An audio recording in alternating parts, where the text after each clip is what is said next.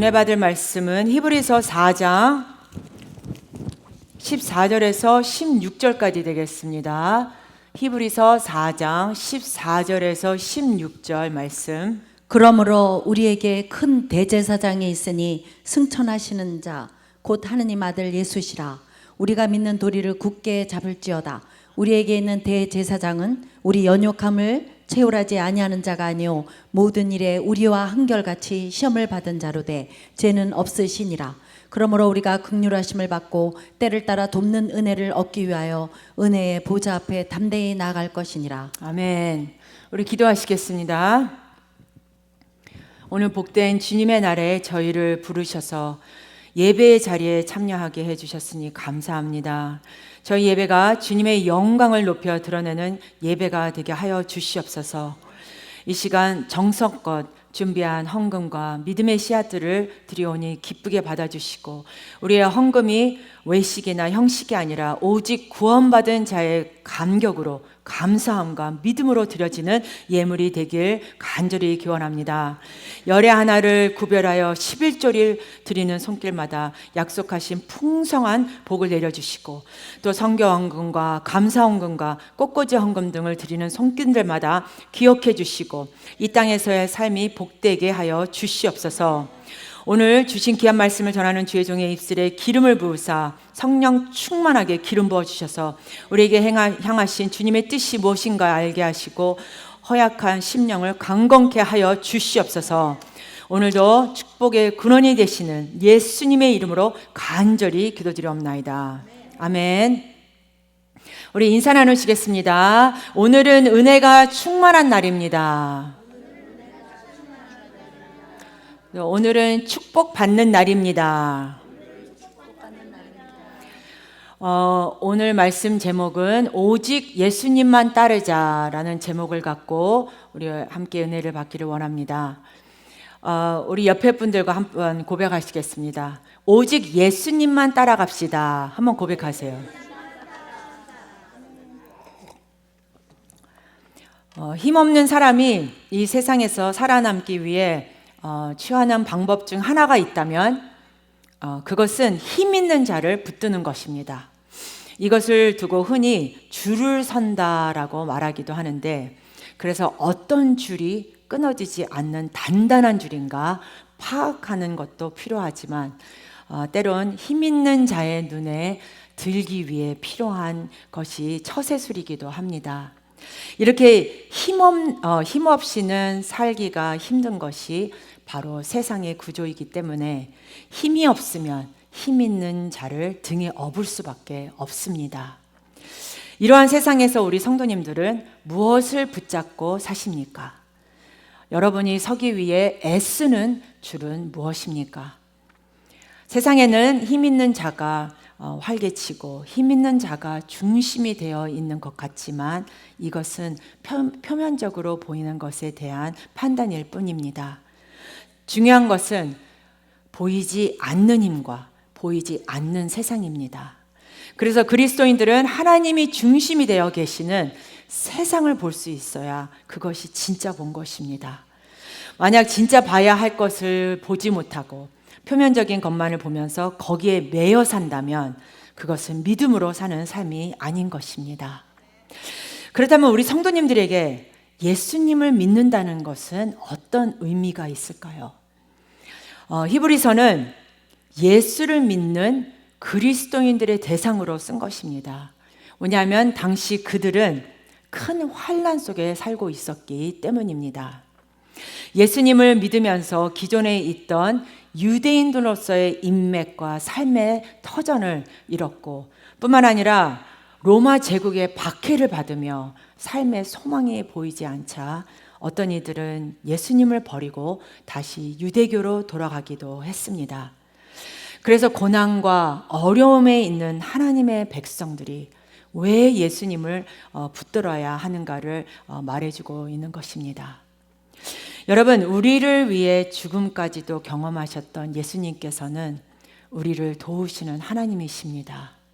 또 죽음 뒤에도 부활하셔서 우리 모두를 부활로 이끄시는 분, 뿐만 아니라 우리의 사정을 너무나도 잘 알고 계시는 분, 하나님 앞에 설 수 있도록 죄가 전혀 없으신 분, 어떠한 희생도 치를 수 있는 분이 바로 예수님이십니다. 그러므로 오직 예수님께로 우리 모두가 나와야만 하는 것입니다. 그럼 이 시간 오늘의 본문 말씀을 가지고 모든 문제에 대한 단 하나의 답이 되시는 예수 그리스도를 통해 우리가 어떻게 살아가야 하는지를 세 가지로 나누어서 살펴보도록 하겠습니다. 첫 번째는 예수의 이름으로 우리의 믿음을 굳게 지켜야 합니다. 본문 말씀 14절을 다시 보겠습니다. 14절. 14절. 그러므로 우리에게 큰 대제사장이 있으니 승천하신 자 곧 하나님 아들 예수시라. 우리가 믿는 도리를 굳게 잡을지어다. 오늘날 우리는 너무나도 바쁜 세상에 살면서 정신없이 지내다 어느새 훌쩍 야속한 시간만 흘러가 있긴 합니다. 하지만 우리는 매일 하루를 시작하면서 마칠 때까지 예수 그리스도에 대한 나의 믿음을 계속해서 확인하고 고백하며 살아야 합니다. 그것은 바로 예수님은 십자가에서 우리의 죄를 해결해 주셨다는 그 믿음과 또 의인을 부르러 온 것이 아니라 죄인을 부르러 왔다는 사실입니다. 그러므로 늘 기도와 말씀이 우리의 삶의 중심이 되어야 합니다. 히브리서 3장 1절은 이렇게 말씀하고 있습니다.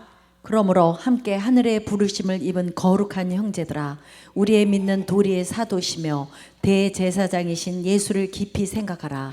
우리 성도님들은 매일매일 순간순간마다 내 생각과 내 감정과 내 의지를 모두 다 주님께 맡김으로 주님께서 우리에게 주시는 그 놀라운 위로와 평강을 누릴 수 있는 자들이 되시기를 간절히 기원합니다. 미국의 학자요, 또 정치가며 나중에 이제 목사님이 되셨던 제임스 레니라는 분은 1993년부터 97년까지 주한 미국 대사로 근무하셨다가 그 임기를 다 마치신 후에는 귀국하여 에머리 대학의 교수가 되셨습니다. 그런데 이분은 이제 건강을 위해서 그 대학을 걸어서 매일 출퇴근하셨다고 합니다. 어느 날 쓸쓸하게 혼자 앉아있는 한 노인을 만나게 되었는데 그때 교수님은 이 노인에게 다가가 다정하게 인사를 나누고 또 말벗이 되어주셨고 그 뒤로부터 시간이 날 때마다 그분을 찾아가 잔디를 깎아주고 또 커피를 같이 마시면서 2년 동안 이렇게 아름다운 교제를 나눴다고 합니다. 그러던 어느 날 이분이 출근하는 길에서 노인을 만나지 못해서 그의 집을 방문했는데 전날 돌아가셨다는 이야기를 듣게 되었습니다. 그래서 곧바로 장례식장을 찾아 조문하면서 알게 된 것은 놀랍게도 이분이 바로 코카콜라 초대 회장을 지낸 로버트 우드러프라는 분이었다는 것입니다. 그런데 그때 한 가족이 다가와서 회장님께서 당신에게 남긴 유서가 있습니다 라면서 봉투 하나를 건너주는 것입니다. 그 유서의 내용을 보고 그는 너무 놀랐습니다. 당신은 2년 동안 내 집을 지나면서 나의 말벗이 되어주었고 마당에 잔디도 깎아주었고 또 커피도 마셨던 나의 친구 레니 정말 고마웠습니다.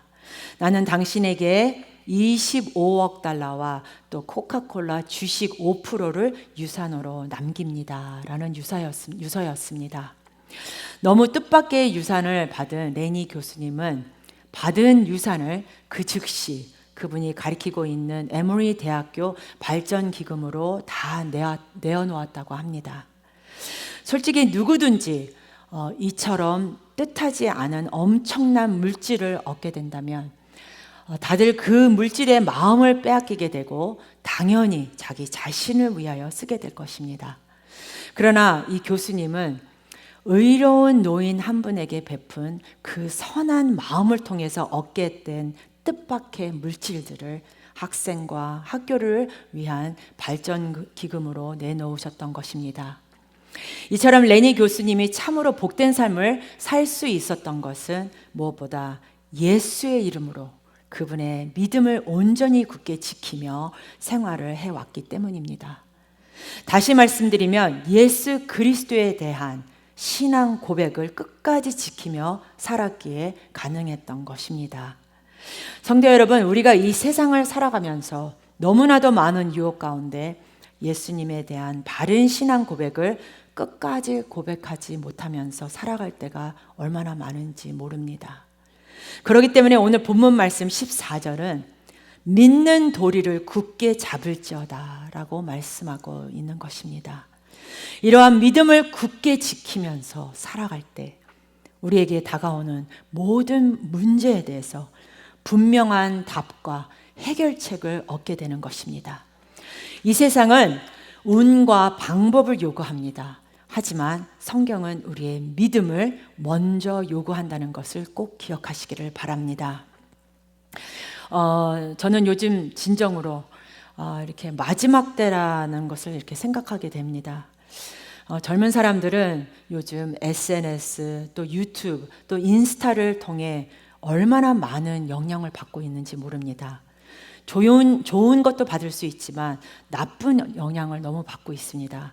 그래서 만약 어떤 유명한 아니면 권력 있는 유튜브가 이런저런 이야기를 하면 우르르 하면서 몇만 명의 사람들이 그를 존경하고 따라가는 시대가 되었습니다. 며칠 전 저는 어떤 자매님이랑 대화 가운데 이런 이야기를 듣게 되었습니다. 어떤 유명한 젊은 유튜버가 그의 사생활에 아무리 해도 노력을 되지 않으니까 이 생활을 어떻게 하냐, 이제는 witchcraft, 그 점쟁이들한테 그런 유튜브 사이트에서 그 점쟁이들 사이트가 있습니다. 그래서 거기에다가 이제 물어보는 겁니다. 이런 사람을 만나도 됩니까? 이런 회사를 들어가도 됩니까? 그런데 그런 것을 함으로써 아주 사소한 일들을 점쟁이한테 물어보면서 심지어 야외에서 결혼식을 하려고 하는데 그날 비가 온다고 하는데 비가 안 오게 부탁을 했는데 그의 도움으로 비가 내리지 않아서 아주 완벽한 결혼식을 치를 수 있게 되었다. 이렇게 글을 남긴 것이었습니다. 그로 인해 몇만 명의 젊은이들이 너도 나도 점쟁이의 도움이 필요하다 하면서 구독했습니다. 그런데 참 안타깝게도 너무 쉽게 접할 수 있다는 것입니다. 그 금액이 4불 99전, 10불 99전이라는 것입니다. 이렇게 마귀는 아무것도 아닌 것처럼 사람들을 미혹하고 있습니다. 지금 일어나야 할 우리 젊은이들을 이런 악한 것에 미혹되게 합니다. 여러분, 이럴 때일수록 우리는 깨어 있어야 합니다. 우리 자녀들이 이런 것에 미혹되지 않도록 기도하시기를 바랍니다. 그리고 예수님을 온전히 믿는 그 믿음을 굳게 잡아야 합니다. 우리를 그 누구보다도 잘 아시는 예수님을 굳게 잡으시기를 바랍니다.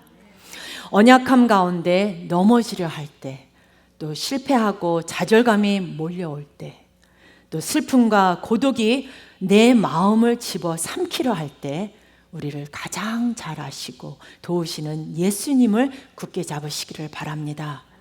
오직 예수님만을 전적으로 의지하시기를 바랍니다. 예수님이 우리의 생명을 보증하시는 분이기 때문입니다.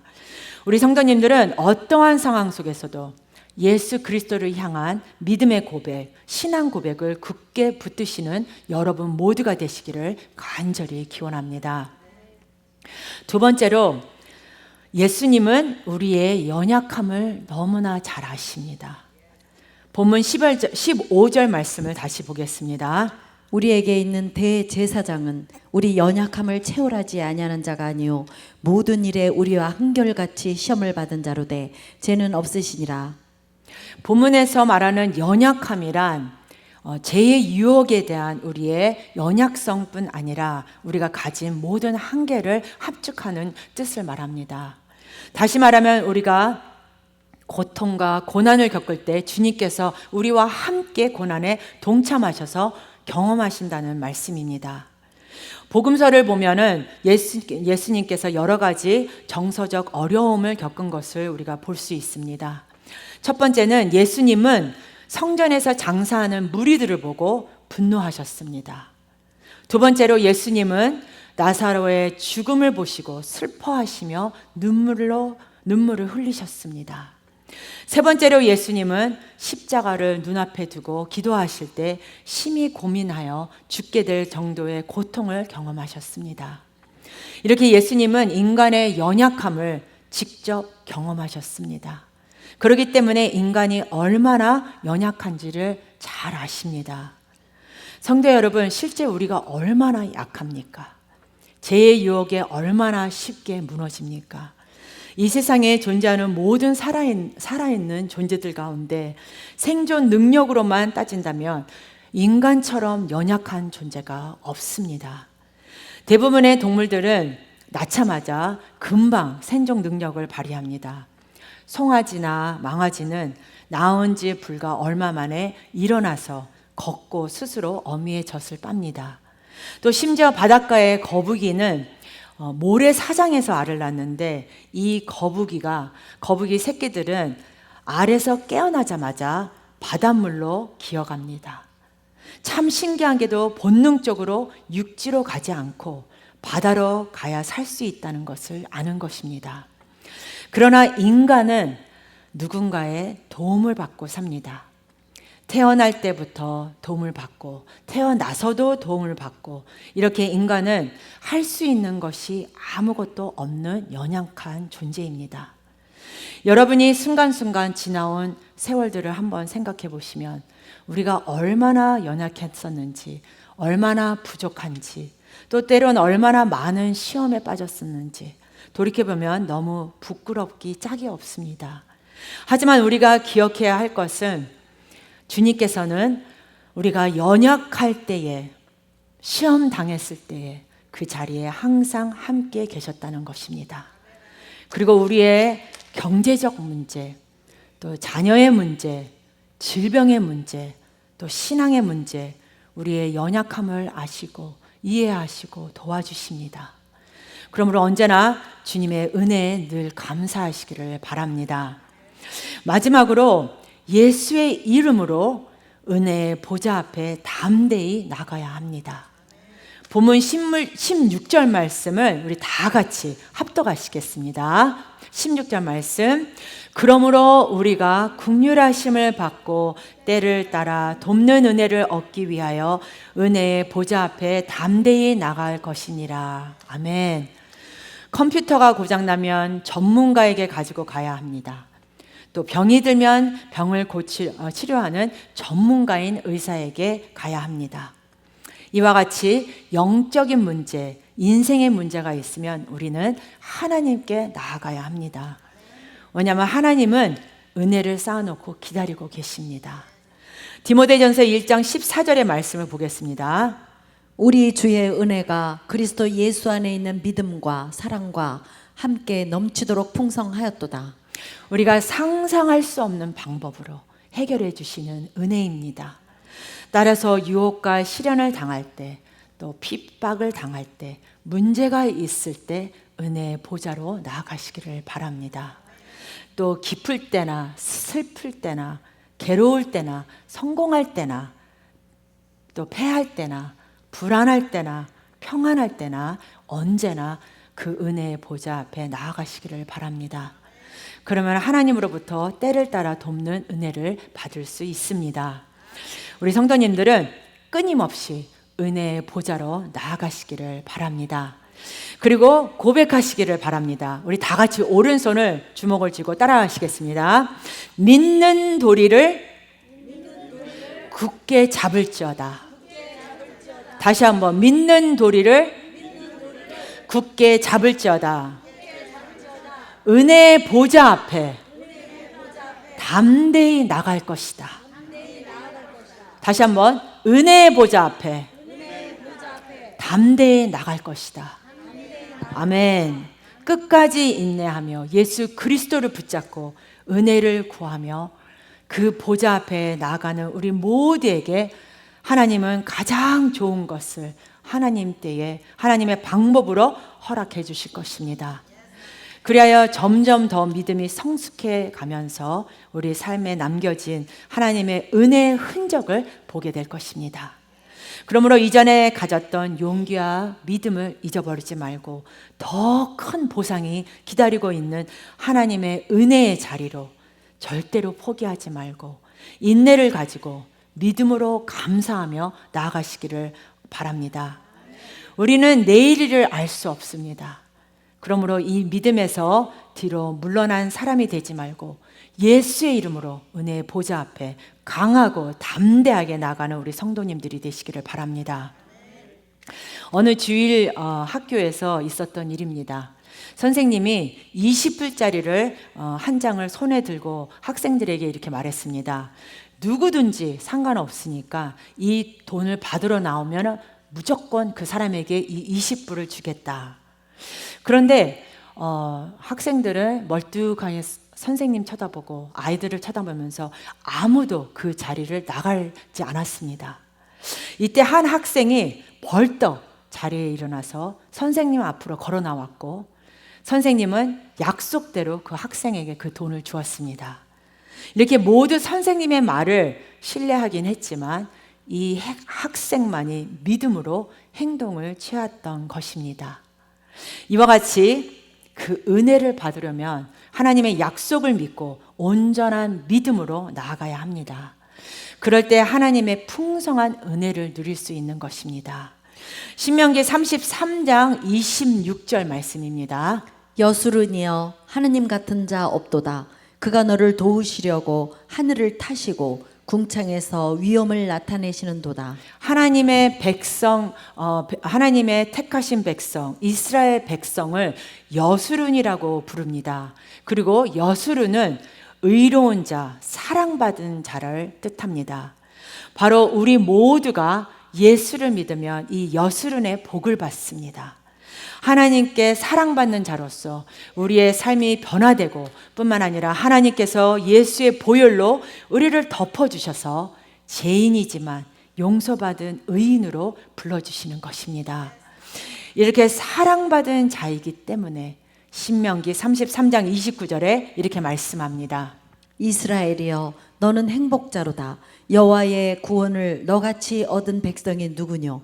그는 너를 돕는 방패시오 너의 영광의 칼이시로다. 내 대적이 내게 복종하리니 내가 그들의 높은 곳을 밟으리로다. 이 말씀은 이스라엘 백성에게 주어진 축복을 넘어 모든 그리스도인들이 하나님의 은혜와 구원을 통해 누리는 행복과 기쁨을 상징적으로 보여줍니다. 그리고 그분이 바로 여러분의 하나님이십니다. 따라서 하나님은 여러분을 도우십니다. 여러분을 보호하십니다. 또한 여러분을 통하여 놀라운 하나님의 뜻을 이루어 나가실 것입니다.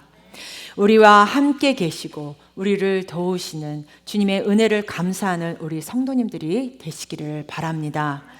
사랑하는 우리 성도 여러분, 우리 구주 예수 그리스도를 더욱더 사랑하고 믿으시기를 바랍니다. 그리하여 주님께서 우리에게 베풀어 주신 하늘의 크신 은혜를 늘 깊이 체험하고 누리며 살아가는 귀한 축복의 통로가 되시기를 예수 그리스도의 이름으로 축원합니다. May the grace of the Lord Jesus Christ, the love of the Father, and the communion of the Holy Spirit be upon everyone who has decided to obey and follow you until the end. 지금은 우리 주 예수 그리스도의 은혜와 하나님 아버지의 무한하신 사랑과 성령의 위로 교통 인도하심이 이곳에 모인 성도님들에게 영원토록 함께 있을지어다. 아멘.